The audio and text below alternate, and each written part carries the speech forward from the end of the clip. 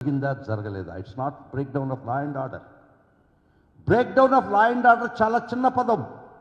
అది ఒక చిన్న పరిధికి సంబంధించింది, అది వ్యక్తులకు మధ్య సంబంధించింది. ఇక్కడ రాజ్యహింస, స్టేట్ స్పాన్సర్డ్ టెర్రరిజం. ఈ రోజున పెట్టండి, ఒక కమిషన్ అపాయింట్ చేయండి, గ్రామాలను తీసుకుపోతా, నేను దగ్గరుండి తీసుకుపోతా. ఎన్ని గ్రామాల్లో ప్రజలు తరివేసి వాళ్ళ ఆస్తులు స్వాధీనపరుచుకొని వాళ్ళ పశుగడాదులను మీరు లాగేసుకొని వాళ్ళ ఇళ్లను మీరు స్వాధీనం చేసుకునేటువంటి గ్రామాలు నేను ఎన్ని చూపిస్తానో రండి, ఎవరైనా రండి. ఈ వ్యవస్థ మీద నమ్మకం ఉండే ఒక కమిషన్ రండి, పోతాం, చూస్తాం, ఆంధ్ర రాష్ట్రం అంతా తిరగదాం. ఈ రాష్ట్ర ప్రభుత్వం ప్రజలు ఎన్నుకున్నది గ్రామాల నుంచి ప్రజలు తరివేయడానిక, రాజ్యహింసను ప్రేరేపించడానిక, మీకు ఓట్లు అయినటువంటి వర్గాలను సమూలంగా నాశనం చేయాలన్నట్టు ఒక ఉద్దేశంతో మీరు అధికారంలోకి వచ్చారా? నిన్నటికి నిన్న ఒక కేసులో, నేను కేసు పూర్వాపరాలు మాట్లాడటం లేదు, తప్ప రైట్ అని నేను చెప్పటం లేదు, న్యాయమా అన్యాయమా మాట్లాడటం లేదు, కానీ crime number 137 of Gannavaram PS Telugu Desam party office మీద దాడి. అది I'm not getting in to the details, I'm not saying whether it's right are wrong because it is sub జుడిస్. ఆ కేసులో కొంతమంది ముద్దాయిల పేర్లు ఎఫ్ఐఆర్లో ఉన్నాయి. తర్వాత వేరే వాళ్ళని యాడ్ చేశారు, ఒక 3 ఏళ్లకి వేరే వాళ్ళని యాడ్ చేశారు యాడింగ్ మెమోతో. అంతవరకు బాగానే ఉంది. దానిలో వల్లభనేని వంశీని కూడా ఒక ముద్దాయిని చేశారు. వారు యాంటిసిపేట్ బెయిల్స్ వేసుకోవడం జరిగింది కొందరు లోయర్ కోర్టులో. Section 15A of SC/ST act ప్రకారం దానిలో ఫిర్యాదుదారికి సత్యవర్ధన్ అనే ఫిర్యాదుదారికి కోర్టు వారు SC/ST యాక్ట్ ప్రకారం ఎవరైనా బెయిల్స్ వేస్తే ఫిర్యాదుదారిని కూడా విచారించి వినాల్సిన చట్టం ఉంది, section 15A of SC/ST act. దాని ప్రకారం కోర్టు వారు ఆ డిఫాక్టో కంప్లైనెంట్కి నోటీస్ ఇవ్వడం జరిగింది. మీ వాదన కూడా వినిపించండి అని పరిస్థితులు ఇవ్వడం జరిగింది. ఆ నోటీసులు అనుసరించి, సెక్షన్ 50A నోటీసును అనుసరించి గౌరవ SC/ST కోర్టుకి అతను హాజరైన కోర్టు సమన్స్ ఇచ్చినటువంటి పరిస్థితుల్లో అతను గౌరవ జిల్లా జడ్జి, అది స్పెషల్ డెసిగ్నేటెడ్ కోర్టు కాబట్టి జిల్లా జడ్జి హోదా, అక్కడికి వచ్చి జడ్జి గారికి 164 స్టేట్మెంట్ ఇచ్చాడా లేదా? ఏమనిచ్చాడు? ఈ కేసుకు నాకు ఏ సంబంధం లేదు, ఎట్ట జరిగిందో నాకు తెలియదు, నన్ను కులం పేరుతో ఎవరు తిట్టలేదు, నన్ను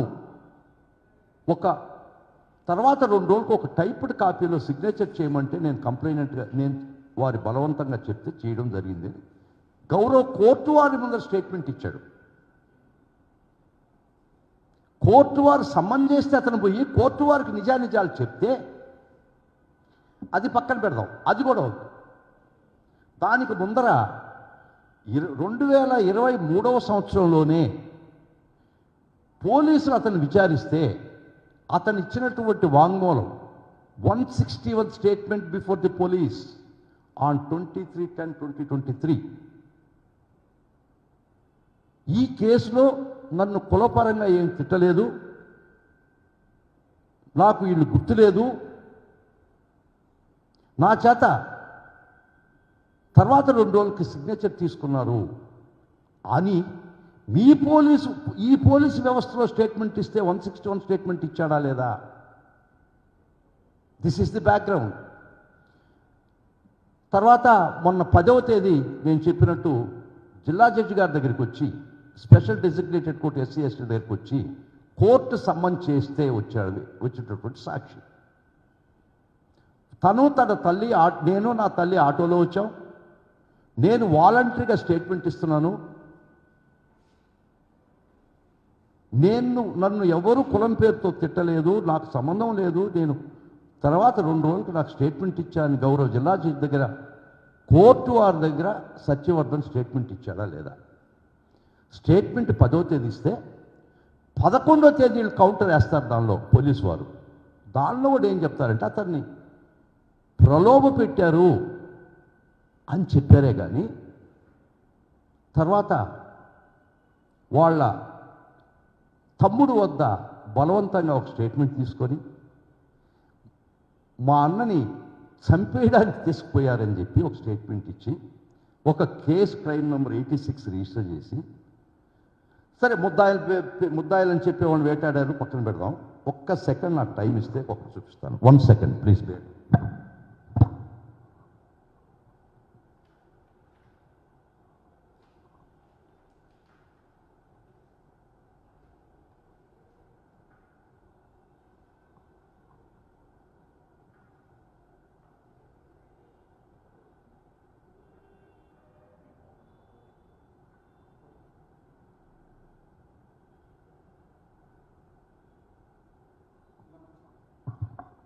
వారి ప్రకారం వాళ్ళ తమ్ముడి చేత ఒక తప్పుడు రిపోర్ట్ ఇప్పించి హింసించి మా అన్నను చంపేసేదానికి కిడ్నాప్ చేశారు, సాక్ష్యం బలవంతం చెప్పించారని పోలీస్ వర్షంలో అతన్ని 2 డేస్ కిందట వాళ్ళ ఇంటిలో, వాళ్ళ బంధువుల ఇంట్లో అతను పోలీస్ దెబ్బకు భయపడి పారిపోయి విశాఖపట్నంలో వాళ్ళ బంధువుల ఇంట్లో అతను తలదాచుకున్నాడా లేదా? ఇది ఒక్కసారి చూడండి. ఒక ముద్దాయిని వేటాడి హింసించి లాక్కొని వచ్చినట్టు he was dragged like a dog.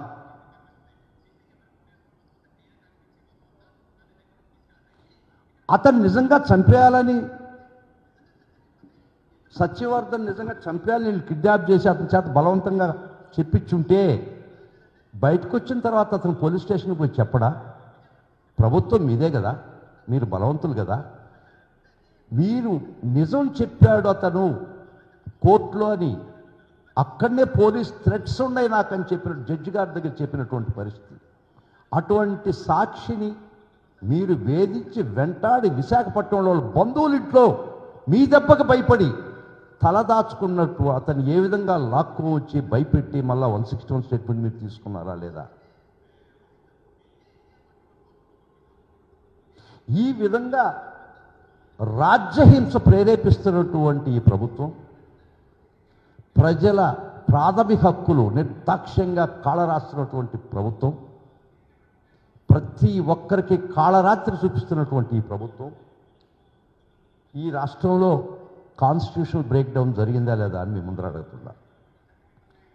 ఒక ఎమ్మెల్యే స్థాయి వ్యక్తి 19 నుంచి 24 దాకా ఉన్నటువంటి వ్యక్తి అతను తన నియోజకవర్గానికి పోతాను అంటే పోవడానికి లేదని మీరు పోలీసు వారు అడ్డగించి ఆర్టికల్ 21 ప్రకారం ఏంటి రాజ్యాంగం చెప్పడానికి కూడా నాకు బాధేస్తుంది. రాజ్యాంగం, రాజకీయ అధికారంలో గౌరవ మహానుభావుడు అంబేద్కర్ గారు రాసినటువంటి రాజ్యాంగాన్ని వీరు కాళరాస్తా తొంగలోకి తొక్కుతుంటే బాధ వ్యక్తపరచడం తప్ప ఇంకేం చేయలేనటువంటి పరిస్థితి. దారిని పోతుంటే ఒక కప్పను తొక్కితే అది రామాని అరుస్తుంది, రాముడు వచ్చి రక్షిస్తాడని. ఇక్కడ రాముడే కప్పను తొక్కితే ఆ కప్ప ఎక్కడికి పోవాలా? ఒక వ్యక్తిగా ఎవరైనా ఏవైనా చట్ట వ్యతిరేక చేసి నా మీద దాడి చేస్తే నేను పోలీస్ దగ్గరికి పోతాను. ఇక్కడ పోలీసే ఈ ప్రభుత్వం యొక్క ఆదేశాలతో డైరెక్ట్గా ఈ ప్రభుత్వ ప్రమేయంతో మీరే రాజ్యహింసకు పాల్పడుతుంటే ఎక్కడికి పోవాలి ప్రజలు? రండి, నేను చూపిస్తా ఏ గ్రామాల్లో ఏం అరాచకాలు చేశారో రండి. రాణిస్తారా అనేది మటుకు నాకు భయం ఉంది. నేను ఖచ్చితంగా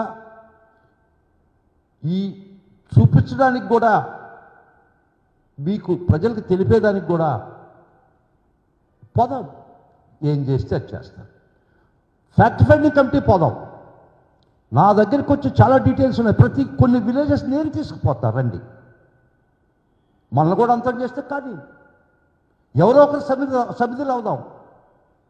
ఎవరో పిల్లి బిడ్డ గంట కడతాడని ఏడ్ చేయొద్దు. పోదాం, ఫ్యాక్ట్ ఫైండింగ్ కమిటీ పోదాం. ఆ గ్రామం యొక్క ప్రజలు ఆ గ్రామంలో ఉండారా, ఇళ్లలో ఉండారా, వాళ్ళ ఆస్తులు స్వాధీనంలో మీరు పరుచుకున్నది చూపిస్తారండి.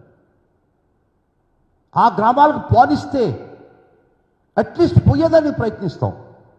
అప్పుడైనా ఈ ప్రభుత్వం ఈ యంత్రాంగం, ఈ పోలీసు యంత్రాంగం అప్పుడైనా పాలిస్తే లేదా డౌట్ఫుల్. ఇంత కాన్స్టిట్యూషనల్ బ్రేక్ డౌన్ జరుగుతుంటే మీ అధికారం